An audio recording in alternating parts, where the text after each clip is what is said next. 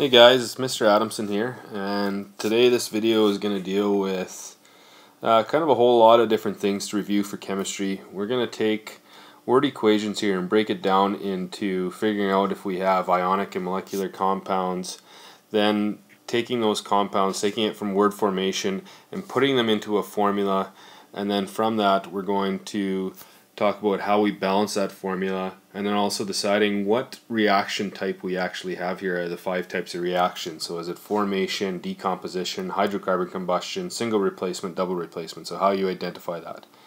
So I'm doing this lesson right now on the iPad here, and I'm sorry if it kind of looks like a 3-year-old wrote this first reaction here, just getting used to using the pen. But to start with, we have magnesium solid reacts with oxygen gas to produce magnesium oxide. So the first thing we're going to do is we're going to name our specific components within this reaction. So we have magnesium, we have oxygen, and we have magnesium oxide. So we know first, if we look at magnesium right here, we know that magnesium is, symbol for it is Mg, and it is a metal. We know that, let me make sure that looks like a T. We know the next one over here, we have oxygen, symbol for it is O, and it is a non-metal.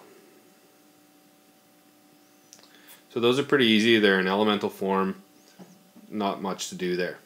Then we have magnesium oxide, and so we can see we have magnesium and oxygen gas coming together and they're forming magnesium oxide.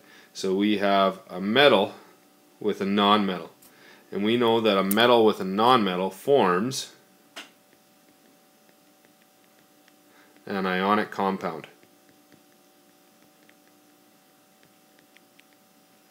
Or another way to say it, a cation. So our metal is known as a cation, has a positive charge, with an anion, we know because it has a negative charge. So we have MgO. Now before we actually write it in this format, we have to look at what are the charges of magnesium here and what is the charge of oxide. We know that magnesium has a 2+ charge. We also know that oxygen has a 2- charge. So when we put these together, it would look like Mg2O2,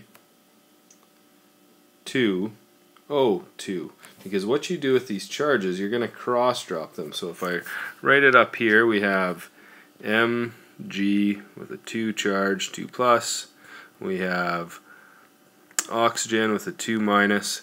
You're going to take these and you're going to cross drop them to the other one. So right now when they're written in the charge here, they're written in superscript when they're up here. What you want to do is you want to cross drop and write them in subscript. So what I'm talking about is going to look like this down here. We have Mg2O2. Now we don't leave it like that because we want to take it to its lowest common denominator, and we know that 2 goes into 2 once, so scratch that out, once, and we know 2 goes into 2 once again. So therefore it would be Mg1O1, but you don't have to write ones because it's understood that you would have 1 in this format, so that it becomes MgO. So now we have formed our ionic compounds. I'm just going to erase all this here now. Okay, and we need to next start putting this into an actual formula.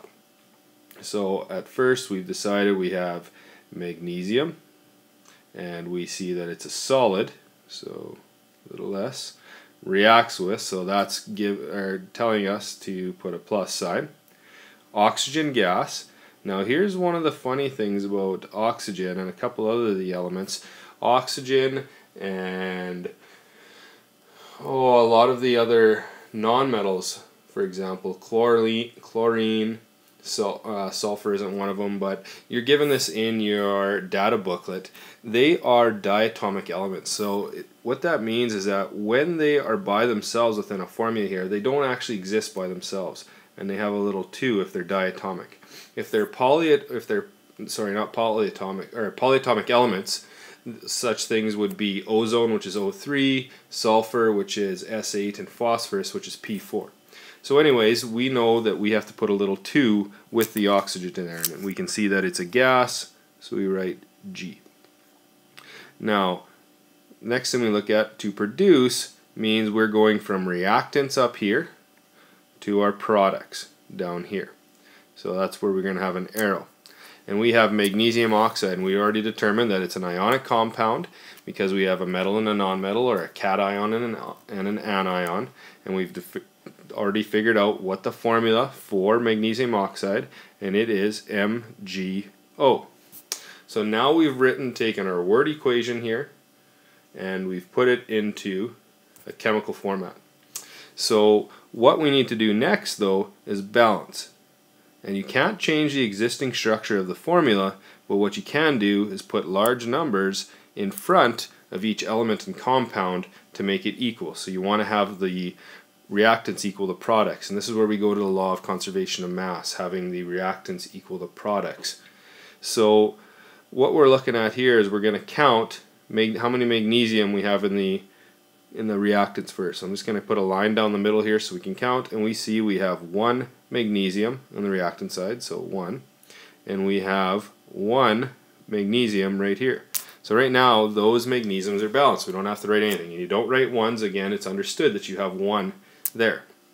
Then we look at the oxygen, and we see that we have 2 oxygen right here, because that little 2 shows we have a 2 there, but we only have 1 oxygen right here. So that's not balanced. So what we're going to do, we have to have it equal each other, and the easiest thing to do would be put a big 2 right there.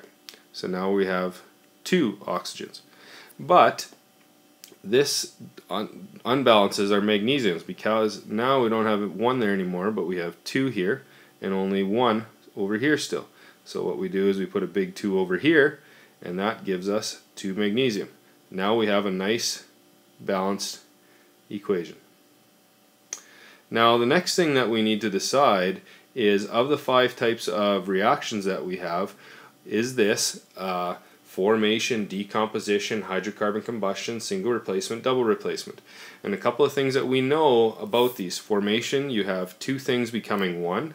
So I have 1 thing here, 1 thing here, sorry, and it's becoming 1 over here. So it looks like a formation reaction. But just to go through them all, decomposition is where you have 1 thing in the reactants and it's breaking down into 2 or more. Or it could be a couple things in the reactants and it's breaking down to 3 or more. Then hydrocarbon combustion means you have a hydrocarbon plus oxygen gas, and your products are always carbon dioxide and water. That's not what we have here. Single replacement means you have an element, so either a metal or a nonmetal, plus a compound. It would be an ionic compound, and the metals switch places or the nonmetals switch places. That's not what we have here. And double replacement means you just have 2 ionic compounds. Will give you 2 more ionic compounds where the metals switch places. And so going back to that, I see that we have, again, an element plus an element, so 2 things here gives us 1 thing, and therefore we're able to decide that this is a formation reaction.